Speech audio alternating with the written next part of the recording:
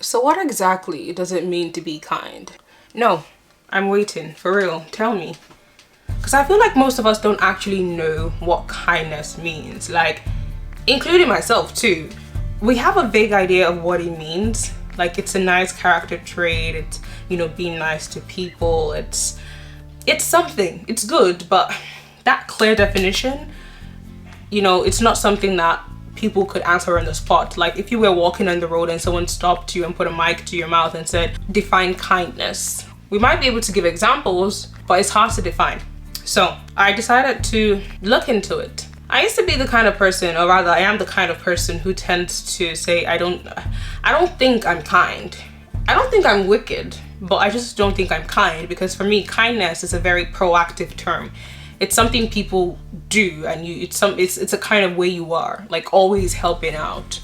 And so sometimes when I told my friends, I don't know, I feel like I'm not a very kind person, they'd say things like, why would you say that? Like, you know, I don't think you're unkind.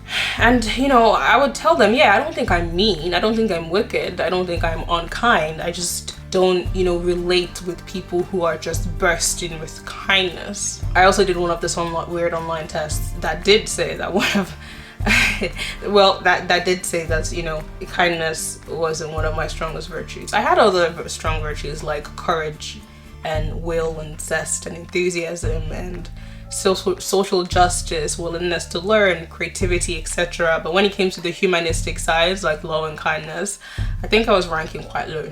Anyway, the video isn't about me. The video is about all of us. What are the things we can do every single day to show kindness to others? And a lot of these things are going to be very handy tips. You can just practice it. So I would advise you to pause this video and get a note out. Even if it's your phone, open the notes in your phone, and anytime I actually mention one that you think, oh, I can do that, then do it. Because for example, I might give you an example and say, you know, at least once a month or once every other week, bake a bunch of cookies and take it to your neighbors. You might look at that and say, no, I can't do that. That's fine. But I could also say, you know, one time you finish reading a book, donate it to the local library, and you listen to that and think to yourself, I can definitely do that, right? So I'm going to be giving you a lot of practical ways, super simple ways that you can practice kindness on a daily basis. I was doing research on this topic. I was able to get loads of them, and there's definitely many that I've taken notes. And I've told myself, okay, going forward, this is something I'm going to be doing. This is something I'm going to be doing more often. And this is something I'm going to be tracking, right? If you're someone like me, you might have the best intentions sometimes, but life just gets in the way. Next thing you know, 2 years goes by, and that thing we said we were going to start doing and doing regularly, we just don't actually ever do it. So don't think it's weird to, you know, show people kindness and write it down in a journal, or show people kindness and track it to make sure you're doing as much acts of kindness as possible. Because at the end of the day, they don't care, you know, that you were a bit ritualistic with it. They don't care that you're a bit legalistic with it. They don't care that you're putting it down in a note and you're trying to be kind. All they know is that you made their day better, you made their life better. And that actually brings me to a definition of kindness that I saw online. I don't know where it originated from, but it basically said, kindness is when you see someone suffering and you take away a bit of that. You take away a bit of that suffering. That is what kindness is. There are many more definitions of kindness, but let's go with that one. And you might think, well, yeah, whenever I see people suffering, I help out. But the thing is, we're all suffering to an extent. You know, some people would even argue that life itself is suffering. So maybe that's why that definition wouldn't really tick all the boxes, because when you think about it that way, you might start to restrict yourself to when you see, you know, obvious signs of suffering. But you can be kind in many other ways. And you don't have to see someone suffering and in pain for you to choose to be kind. You're going to see that a lot of examples I'm going to give here today, you don't need to wait to see someone in pain. These are things you can practice every single day and be a kinder person. So let's get started. Research has also shown, by the way, that by being kind to people, we actually improve our own moods, our own sense of self, and we actually do feel better. So you don't have to self-betray to be kind, and you definitely don't have to think that you have to lose something to be kind to someone. Oftentimes, kindness is a win-win situation. Now, yes, there's extreme moments where there has to be sacrifice, but most times it's a win-win situation. And the key oftentimes is to incorporate small and caring gestures into your daily life. You're not gonna go broke if you always have like a candy bar in your pocket in case you come across a homeless person. That's not gonna cause an ideological, turmoil or torment in your soul to do. So let's get started. Number 1, smile and say hello or good morning to a stranger when you're walking on the road. Disclaimer, I don't do this, and I probably don't do a lot of things on this list.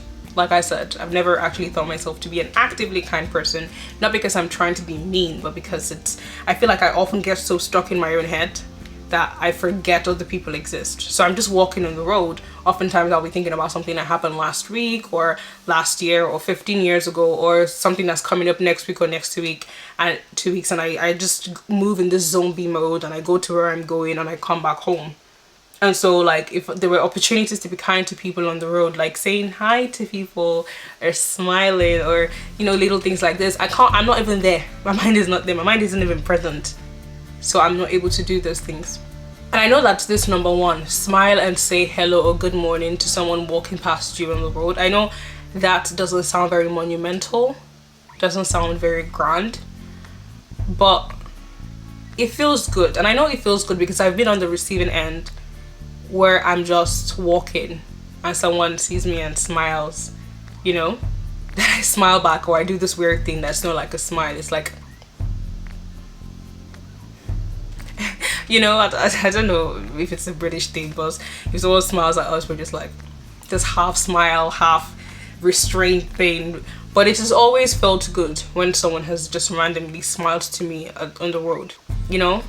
If you have a dog, for example, maybe challenge yourself. Tell yourself, anytime I take my dog on a walk, I must smile at someone before I come back home. Anytime I go for a jog in the morning, I must say good morning to someone before I come back into my house. Just try it. I need to get the confidence to smile at someone, or rather I just need to be a more smiling person or a more present person. But that's the first one, and that's an easy win. It doesn't cost you money. Say good morning to a stranger, and oftentimes it doesn't cost you time because no one's requiring you to stop and have a chat. Just keep walking, see someone walking past you, good morning, keep going. Number 2 is give yourself a friendship entertainment allowance every year. And it doesn't have to be entertainment, it can be anything. I call it a friendship meal allowance or a friendship outing allowance. Let me explain. I recently met up with a girl a few weeks ago. We had done our masters together back in 2017 at King's College London, and for a while she'd been messaging me on Instagram like, let's meet up, let's catch up, it's been a while. And we've just always found it hard to meet up. Like our calendars were always conflicting, but that day I wanted to really see her finally, and we met up for coffee. It was a short meeting. I think it was probably less than 20-30 minutes because we both had places to go. But I had a hot chocolate and she had coffee, and when the bill came, I saw the bill and I saw that both drinks came up to just about £7. And so when the guy with the machine came, like the POS to pay, he was like, oh, are you gonna split, or are you like, how are you gonna do this? Is this split, but like split in the middle equally? And I just looked at him and I was like, no worries. And I just took my card and I tapped it and I paid for both our coffees. And she was like, oh, thank you, blah blah blah. But then it made me realize something, that oftentimes, especially in the UK, when we go out with friends, we don't ever actually pay for someone else. We always do the thing where we go out for a meal or for a drinks, and when the bill comes, everyone just tries to pay separately. So the bill will come and we'll all calculate what's on the receipt or the bill, and then we'd pay for ourselves.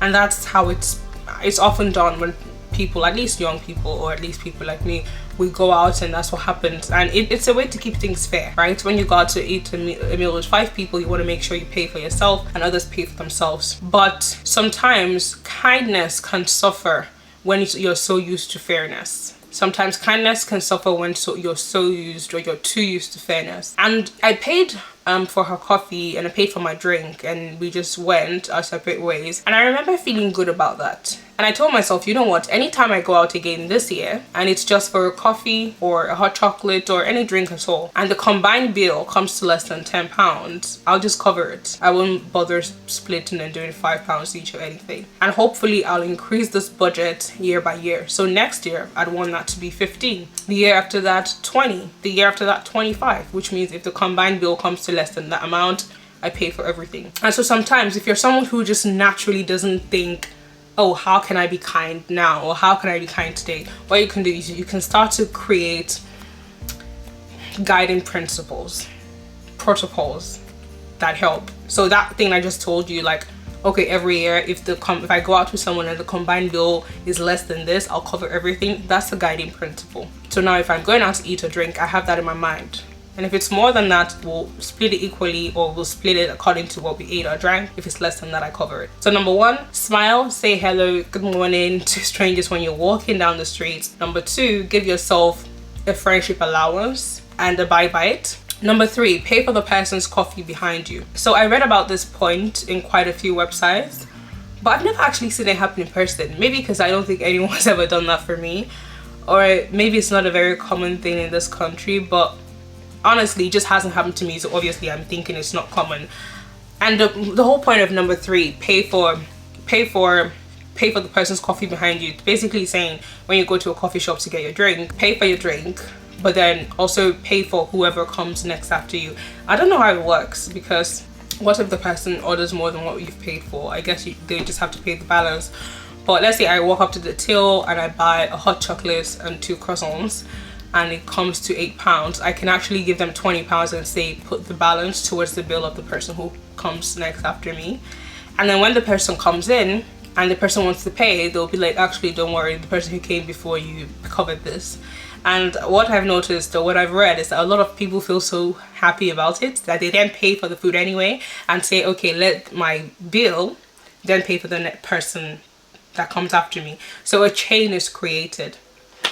It's funny for me to read this because, I don't know, maybe it's because I grew up in Nigeria, but I feel like not every vendor is actually going to honor this. I can definitely imagine that there's sometimes this will happen, and like, let's say it's an independent coffee store or whatever, they'll take the money, but then they'll still charge the next person anyway. Like, you cannot tell me that doesn't happen sometimes, right? So I personally will not be paying for anyone's coffee behind me, but I'll find other ways to be kind to people, and I'd make it more direct. Like, I'd definitely just make it more direct. I don't trust to give someone money and like hope that they give you, especially when I don't know you or anything. I don't know. Should I have said that? I don't know. I just feel like the whole pay for the person's coffee behind you, it's a good idea, but I personally just don't have a lot of trust in it. Maybe because I'm not used to it. I've not seen it happen before in person. So hearing it is a bit weird to me, because I'm always thinking, how are you going to verify that they actually put it towards the next person's tab? Okay, I'm off topic. But yeah, number 3 way to show kindness in your day-to-day life. When you're going to get your coffee in the morning, pay for yourself and then pay for whoever comes after you. Number 4, leave a sweet note for someone you love. Now, I live alone, so I don't really live with loved ones. I was gonna put that in quotes, but whatever. So I don't get to practice this a lot. But this advice is for people who live with loved ones. Let's say you live with your spouse, or you live with your kids, or your parents, or siblings. It's basically finding some time, writing a very nice note for them. It can be a compliment, it can be one of gratitude or love, or it can be flirtatious, I don't know, as far as it's positive, and then leaving it for them somewhere. So it can be maybe sliding it in between like their laptop, or sliding it inside their laptop right before they go to work. It can be putting it in their wallets. Basically, write a nice notes, don't tell them you've written it, and then leave it somewhere they're very likely to see it. You can even date it if you want, so they know it's recent, and it will probably make them really happy. So that's number 4 on the simple acts of kindness you can actually do to others, or rather show others every day. Number 5, let another driver merge into your lane, and do that with a smile on your face. So I don't drive, but I've often been, or rather always been, in the passenger seat of a car.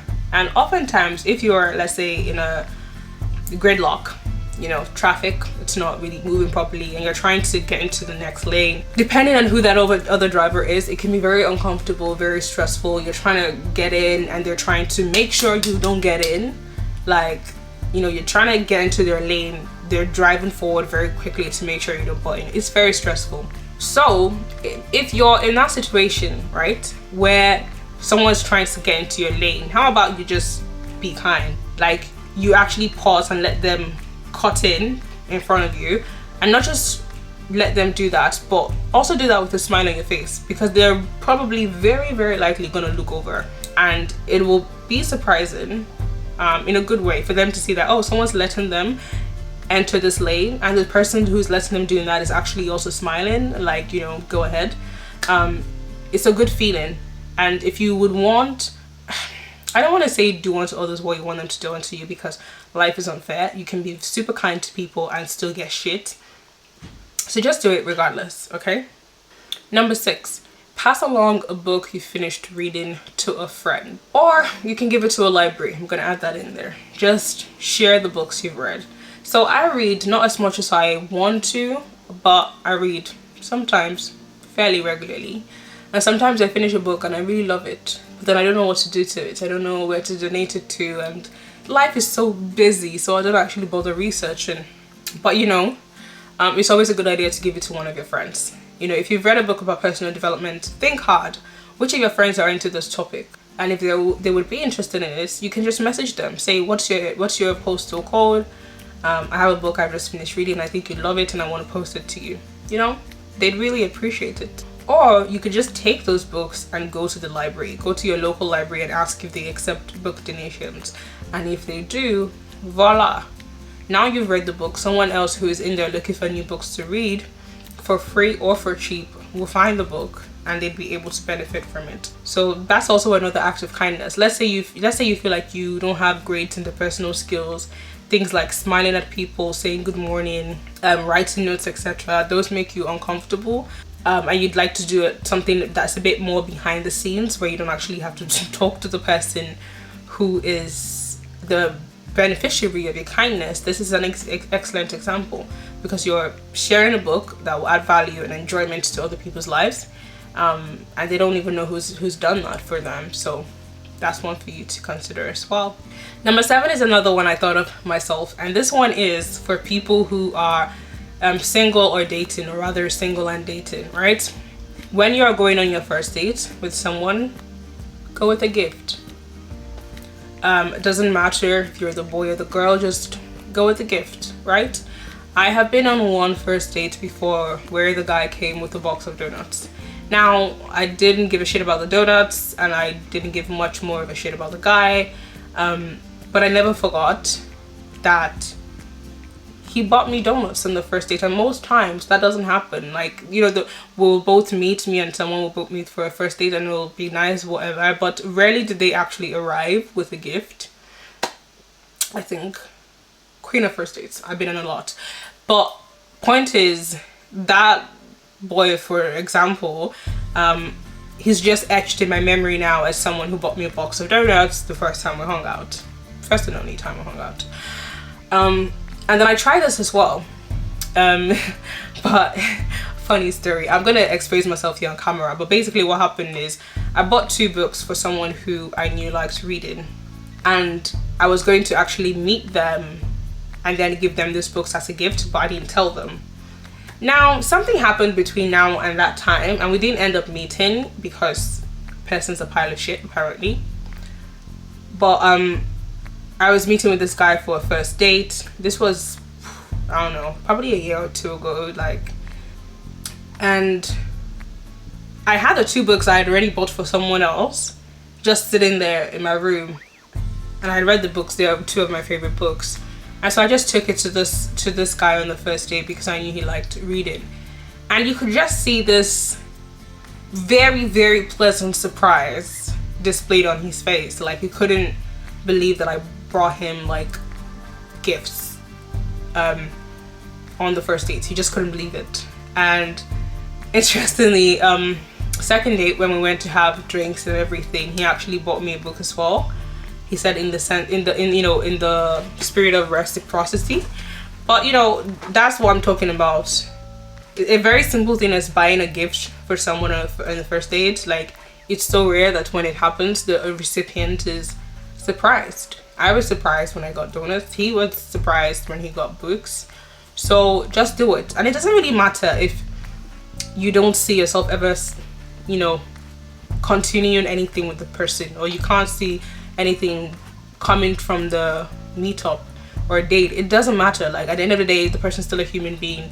The person is going to feel great that you've got them something, and you thought about the gift and you bought it for them, and you're also going to feel good about yourself. Altruism in the bin. But yeah, that's it. That's my number 7. Number 8, bring a meal to new parents. So I'm not a parent. I don't have kids, and I've never had newborns, but I can only imagine that it's tough, right? There's just, you've just had a kid. There's a lot of things in your mind. There's a lot of things you're juggling. It would be nice if you didn't have to cook your own food as well, or cook for you and your family. So if you're someone and you have a friend who's just had a baby, take them a new meal. Like, make them a meal and take it to their house. And it doesn't have to be anything fancy. Like, it could just be that, okay, you're making dinner for yourself, and then you remember that you have a friend who's just given birth to a baby, and when you're making the dinner, you actually make an extra portion of you, not an extra portion of you. Sorry. And you take it to them. And if you can't be asked, right? So for example, I don't like cooking, so I rarely cook. So if you're telling me to take a new meal to a new parent, I'd be like, no, I really like you, but it's not that deep. You can just order, right? If you don't like cooking, if you don't have the time to cook, anything like that, you can just order, right? You can ask that your friend, what's your favorite cuisine, and order food for them. If they say Mexican, go online, look for Mexican restaurants that deliver food in their area, put their address in, and have food delivered to them. So I would say bringing a new meal for a parent that's just had a baby is actually easier than ever now, because you can outsource a lot of things. It's the thought here that counts, and also they're gonna get good food to eat and have some chores taken off their shoulders. So just do it. The next one, number 9, give praise to others whenever possible. It doesn't matter if you're a full-time mom. Not that that makes a lot of sense, because if you're a mom, you're a full-time mom. But what I mean is, it doesn't matter if you are a stay-at-home mom. Like, that's what you do. It doesn't matter if you are a corporate dog or a monkey cubicle, like I like to call us. You want to know that you're doing a good job. It's nice to have an occasional pat in the back. And that being said, if you have people that you're working with and you feel like there's something they did, either during a meeting or in a report or on a project that was actually good, let them know. It's always good to receive a compliment, especially when you weren't expecting it.